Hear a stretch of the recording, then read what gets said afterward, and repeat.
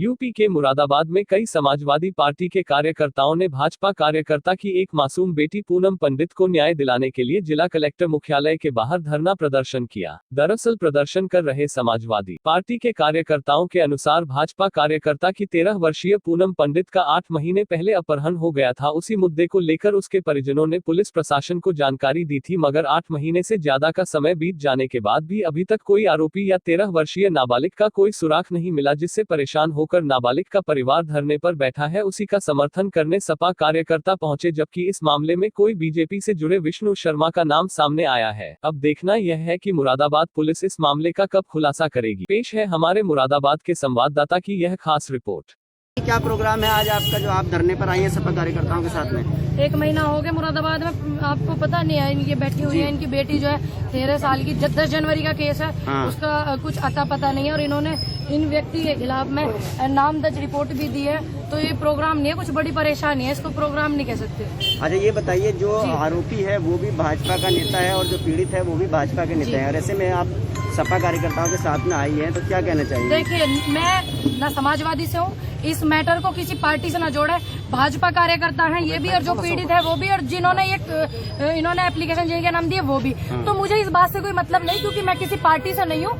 मैं एक बेटी की माँ का सपोर्ट करना आई हूँ, एक बेटी को ढूंढने के उसमें आई हूँ। चाहे मैंने बोला था, आपने बहुत बार मैंने बोला है कि जब आपकी बेटी उठाई जाएंगी, बीजेपी वालों की भी, किसी बड़े नेता की भी, उन्हें ढूंढने के लिए आवाज उठाई जाएगी, तो मैं भी उठाऊंगी उसमें आवाज, क्योंकि देश की बेटी है। मेरे को इस बात से कोई मतलब ना कि वो भाजपा कार्यकर्ता की बेटी है या आरोपी भाजपा के है, मेरे को इस बात से कोई मतलब नहीं है। और मैं किसी पार्टी से भी हूँ नहीं, आपको बता दूं, आपकी जानकारी के मैं इंडिविजुअल हूँ, मैं किसी पार्टी से नहीं हूँ भाई।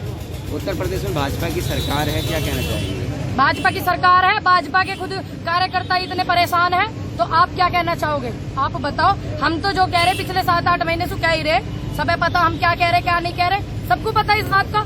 आप क्या कहना चाहोगे?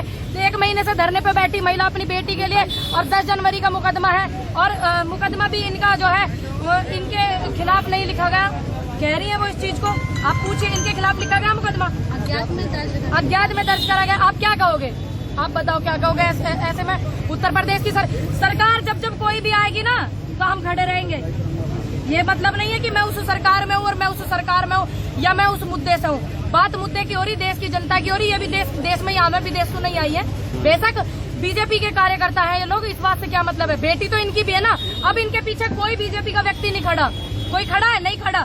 सारे के सारे जो है दूसरी विपक्ष वाली पार्टी के ये मजदूर इधर घुमाइए, कैमरा इधर, मजदूर श्रेणी के लोग हैं, और मैं किसी पार्टी से नहीं हूँ। हम खड़े हैं इनके साथ में। मैं 10 दिन पहले भी आई थी इनसे मिलने के लिए, लेकिन ये मुझे मिली नहीं थी। मुझे बता दिया गया कि ये तहसील में, लेकिन ये तहसील में बैठी हुई नहीं थी। तो जरूरी थोड़ी कि अगर ये बीजेपी के है, सरकार बीजेपी की, तो मैं उनके साथ ना खड़ी रहूं। बेटी का मामला खड़ा होना भाई लाजमी है। तो क्या कहना चाहेंगे मैम? 1 महीना होने को जा रही है, अभी तक बेटी इनकी बरामद नहीं हो। मैं ये कहना चाहूंगी, पुलिस प्रशासन को जितना इतना है गर्दा यहाँ मचाया हुआ, अगर इससे बेहतर होता कि उनको ढूंढने में थोड़ी और मशक्कत करी जावे। एसएसपी साहब से अनुरोध करेंगे। परेशान है एक माँ, मेरी माँ ने 4 दिन मेरी शिकल नहीं देखी। टेलीफोन करूँ, टेलीफोन पे बात पूछूं, तो मेरी माँ नु कर लगे दिखे ना।